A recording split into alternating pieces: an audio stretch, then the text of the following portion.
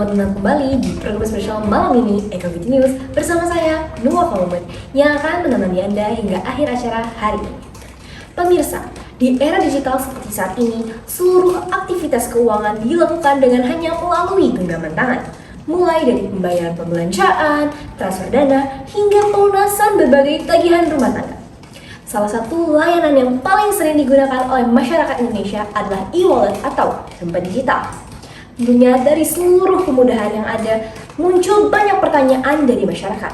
Namun dari seluruh pertanyaan tersebut, satu pertanyaan mendasar yang perlu kita telah lebih dalam bersama malam ini adalah seberapa aman penggunaan e-wallet dan seberapa besar resiko yang sedang mengintai para penggunanya. Belum lama ini, publik kembali dikejutkan oleh sebuah berita yang cukup mengkhawatirkan bahwa e-wallet Dana telah memblokir lebih dari 30.000 akun yang terindikasi digunakan untuk aktivitas judol atau judi online. Untuk membahas masalah ini lebih mendalam lagi, malam ini saya ditemani oleh rekan saya, Adlan Rashid, yang telah terhubung dari lokasi yang berbeda. Terima kasih, Nuwa. Ya, pemirsa, saya Adlan Rashid. Saat ini saya sudah terhubung dengan 3 narasumber kita yang akan membantu kita dalam membahas isu ini dalam berbagai sudut pandang. Kita mulai dari perspektif masyarakat sebagai pengguna langsung. Saya kini ditemani oleh Bu Aira sebagai pengguna aktif e-wallet dalam kehidupannya sehari-hari. Baik, selamat malam Bu Aira. Terima kasih telah bersedia hadir bersama kami pada malam hari ini. Boleh diceritakan Bu, e-wallet apa yang Ibu gunakan dan untuk keperluan transaksi apa saja biasanya Bu? Terima kasih Adlan, selamat malam semuanya. Saya Aira sebagai pengguna aktif Dana. Nah, di sini saya akan sharing dikit ya pengalaman saya selama saya menggunakan Dana. Nah, fitur-fitur di Dana itu juga bisa dibilang cukup lengkap ya. Mulai dari transfer antar bank, pembayaran menggunakan QRIS di berbagai gerai, pembelian pulsa dan paket data, lalu berbelanja di marketplace, hingga pembayaran tagihan listrik dan kebutuhan lainnya. Nah, jadi hampir seluruh kebutuhan sehari-hari saya itu saya lakukan hanya melalui Dana. Menarik sekali Bu Aira. Oke Bu, dari berbagai banyaknya e-wallet yang ada di pasaran, apa yang menjadi unggulan Dana menurut Ibu? Dan juga apakah ada kekurangan yang Ibu rasakan dari platform e-wallet Dana ini? Keunggulan yang paling saya rasakan secara langsung adalah layanan transfer antar bank tanpa biaya administrasi. Nah, selain itu, Dana tuh juga menjalin kerjasama dengan berbagai merchant, sehingga dapat digunakan baik untuk transaksi daring maupun luring. Nah, Dana tuh juga mempunyai fitur penyimpanan kartu debit dan kartu kredit yang ngebuat proses transaksi menjadi jauh lebih praktis. Namun, terdapat beberapa kekurangan yang saya perhatikan. Yang pertama, aplikasi itu terkadang terasa lambat atau berat saat pertama kali dibuka.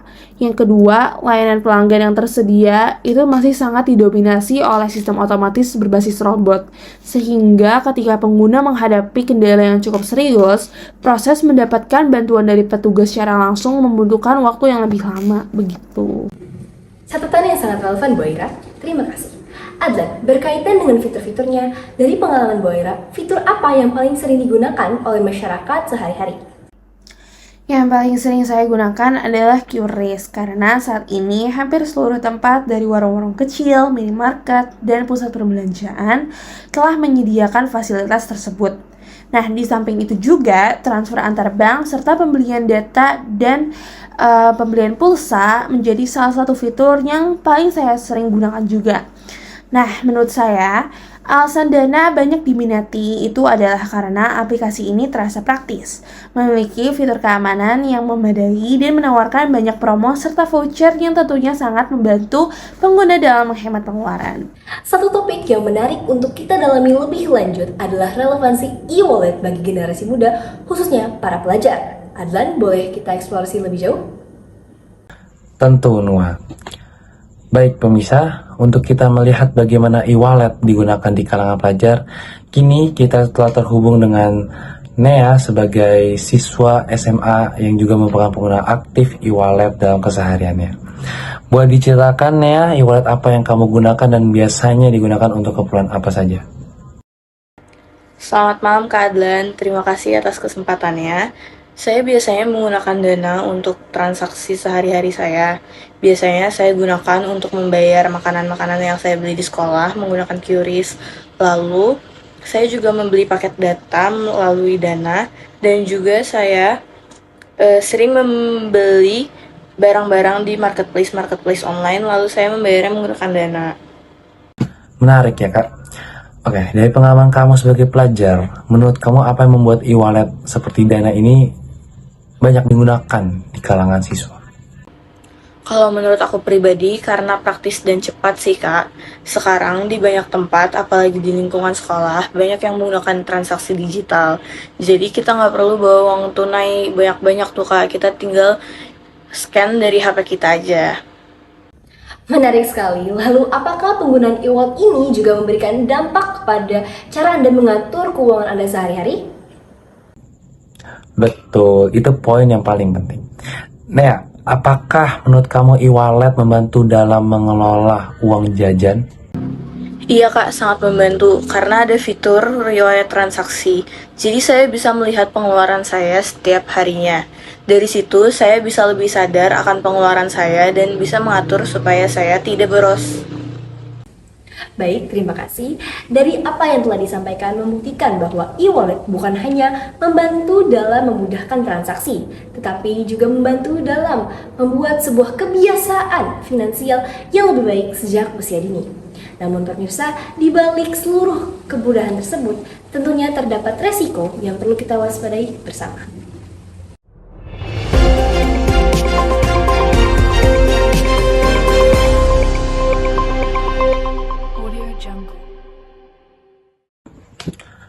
Baik Noah, saya kini sudah terhubung dengan narasumber ketiga kita, pewakil resmi dari Dana Indonesia. Selamat malam CEO Livi, terima kasih atas kesediaan Ibu untuk hadir pada malam hari ini. Langsung saja Bu, belakangan ini muncul berita terkait tentang Dana telah memblokir lebih dari 30.000 pengguna yang terindikasi terlibat aktivitas judi online. Apakah informasi tersebut dapat dikonfirmasi Bu? Selamat malam Adlan. Terima kasih atas kesempatan ini. Ya, informasi tersebut benar. Dana telah memblokir lebih dari 30.000 akun pengguna, serta lebih dari 500 merchant yang terindikasi terkait aktivitas judi online. Namun demikian, perlu saya tegaskan bahwa angka tersebut merupakan gambaran pada suatu periode waktu tertentu. Seiring dengan terus berkembangnya modus kejahatan digital, sistem deteksi dan penanganan kami pun senantiasa diperbarui secara berkala. Terkait hal tersebut Bu, menurut Dana sendiri, di mana letak permasalahan utamanya? Apakah ini merupakan kegagalan dari sisi sistem perusahaan, apa justru lebih kepada faktor kelalaian pengguna? Perlu saya jelaskan bahwa kedua faktor tersebut dapat berperan secara bersamaan. Dari sisi sistem, kesalahan teknis dapat terjadi. Misalnya, keterlambatan dalam mendeteksi suatu transaksi yang mencurigakan. Namun dari sisi pengguna, human error memiliki proporsi yang sangat besar. Kasus yang paling sering kami temui adalah pengguna yang dengan tidak sadar memberikan kode OTP kepada pihak yang tidak bertanggung jawab, baik karena tertipu maupun kurangnya kewaspadaan. Tindakan tersebut sepenuhnya berada di luar kendali sistem kami. Dana adalah layanan yang aman. Kami dikelola oleh PT SPI Debit Indonesiaku dan beroperasi di bawah pengawasan langsung Bank Indonesia. Selain itu, kami wajib mematuhi dan menerapkan sistem standar keamanan internasional. Mengenai tanggung jawab, hal ini bersifat kolektif. Dana bertanggung jawab penuh atas keamanan sistem dan infrastruktur yang kami kelola. Pengguna bertanggung jawab atas keamanan data pribadi mereka, termasuk PIN dan kode OTP. Sementara itu, pemerintah beserta para regulator memiliki peran dalam aspek penegakan hukum dan pengawasan regulasi. Terima kasih banyak Livi, penjelasan yang sangat bermanfaat. Selanjutnya akan saya kembalikan kepada Noah. Baik, terima kasih. Pemirsa, setelah mendengar penjelasan resmi dari pihak Dana, kini saatnya kita mendengar bagaimana resiko yang benar-benar terjadi dan dirasakan oleh masyarakat. Kepada Adlan, saya persilakan. Baik Noah, saya kini sudah terhubung dengan narasumber keempat kita. Seorang yang pernah secara langsung terlibat dalam aktivitas judol, Untuk menjawab privasinya, baik kita akan sebut dengan namanya Altan. Selamat malam Altan, terima kasih telah bersedia hadir dalam acara kami pada malam hari ini. Boleh Anda ceritakan bagaimana awal mula Anda menggunakan e-wallet Dana dalam kaitannya dengan aktivitas judul? Terima kasih atas kesempatan untuk berbicara. Selamat malam semuanya. Jadi dulu saya menggunakan dana saya untuk mengisi saldo di situs-situs judi online. Awalnya saya hanya untuk seru-seru saja, hanya mencoba, tapi ternyata lama-kelamaan sulit untuk berhenti. Pada akhirnya dana saya, akunnya kena freeze, dan saya tidak bisa memakainya lagi karena katanya dana menemukan aktivitas-aktivitas yang mencurigakan. Selain pemblokiran akun, adakah risiko lain yang secara langsung Anda alami selama periode tersebut? Saya pernah hampir jadi korban penipuan. Seseorang menghubungi saya dan meminta kode ODP dengan dalih verifikasi akun. Untungnya saat itu saya tidak memberikan. Tapi nggak semua orang tuh seberuntung saya. Soalnya beberapa kenalan saya ditanyakan kode ODP malah diberikan. Alhasil seluruh saldonya hilang. Jika Anda diminta untuk menyampaikan satu pesan kepada pemirsa yang mungkin masih terlibat dalam aktivitas serupa, apa yang ingin Anda sampaikan? Saya ingin menyampaikan secara setulus-tulusnya saya. Judi online itu tidak ada untungnya sama sekali. Mungkin di awal Anda menang banyak, tapi akhirnya pasti kalian kalah sama kayak saya. Saya berharap kalian yang masih bermain judi online, yang ingin berhenti, untuk berhenti secepat mungkin. Gak usah nunggu nyampe habis dulu duitnya, gak usah nunggu nyampe saldonya dibekuin dulu. Udah langsung berhenti saja. Ya. Terima kasih Bapak Altan. Tentunya kesaksian yang sangat jujur membutuhkan keberanian. Baik Noah, Livi, kita telah mendengar berbagai resiko yang dapat timbul dari pengguna e-wallet.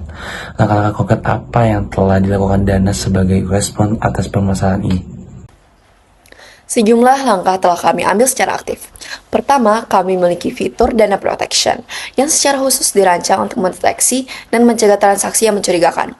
Di dalam fitur tersebut terdapat Scam Checker yang telah digunakan lebih dari 50.000 kali setiap bulannya oleh pengguna untuk memverifikasi akun, nomor telepon, maupun tautan yang mereka curigai. Kedua, kami telah berhasil mengedukasi lebih dari 3,6 juta pengguna mengenai bahaya judi online melalui program gamifikasi bertajuk Waspada Online yang tersedia langsung di dalam aplikasi Dana. Ketiga, kami menjalin kerjasama lintas sektor dengan Kementerian Komunikasi dan Digital Bank Indonesia guna memastikan kepatuhan regulasi dan penanganan kasus berjalan secara terpadu. Kedepannya, apakah terdapat fitur yang direncanakan untuk memperkuat sistem keamanan tersebut, Bu? Tentu, prioritas utama kami adalah memperkuat sistem deteksi transaksi mencurigakan secara real-time, yakni sistem yang mampu mengenali pola anomali seperti lonjakan nominal yang tiba-tiba besar atau transfer berulang ke rekening yang kerap dilaporkan. Apabila pola tersebut terdeteksi, sistem akan secara otomatis memberikan peringatan atau menahan transaksi secara sementara waktu. Selain itu, kami juga berencana menghadirkan notifikasi peringatan sebelum pengguna melakukan transfer ke rekening yang pernah dilaporkan mencurigakan. Tujuannya adalah agar pengguna dapat berpikir lebih cermat sebelum mengambil keputusan, alih-alih bertindak terburu-buru. Luar biasa. Oke, sebelum kita akhiri segmen kali ini, si Olivi, apa saran konkret yang dapat Ibu berikan kepada masyarakat agar terhindar dari resiko penipuan dalam penggunaan e-wallet? Ada 3 hal utama yang ingin saya tekankan kepada seluruh pengguna. Pertama, jangan pernah memberikan kode OTP kepada siapapun, termasuk kepada pihak yang mengaku sebagai petugas Dana sekalipun, karena Dana tidak pernah meminta kode OTP dari penggunanya. Kedua, aktifkan notifikasi transaksi agar setiap aktivitas pada akun Anda dapat langsung terpantau secara real time. Ketiga, memanfaatkan fitur Scam Checker. Apabila Anda merasa ragu terhadap suatu nomor, tautan, atau akun yang mencurigakan, lebih baik memeriksa terlebih dahulu daripada menyesal di kemudian hari. Terima kasih banyak Livi, penjelasan yang sangat bermanfaat. Selanjutnya akan saya kembalikan kepada Noah. Baik, terima kasih. kepada Adlan dan seluruh narasumber yang telah bergabung pada malam hari ini. Dapat disimpulkan bahwa teknologi modern seperti e-wallet, contohnya Dana, telah berkembang dengan sangat pesat dan memiliki sistem keamanan yang harus selalu diperkuat. Fitur Dana seperti Dana Protection, Scam Checker, serta kolaborasi aktif dengan lembaga pemerintah merupakan bukti nyata komitmen tersebut. Namun, sehebat apapun teknologi, kesadaran dan kewaspadaan penggunalah yang merupakan benteng pertahanan utama dari masalah ini. Di era digital seperti saat ini, mari kita tidak hanya melek teknologi, tetapi juga melek keamanan digital. Saya Nuwa Kamumet bersama rekan saya Adlan Rashid dan seluruh tim Ekogito News mengucapkan terima kasih atas perhatian dan kesetiaan Anda pada malam hari ini. Tetap waspada, tetap cerdas, dan sampai jumpa.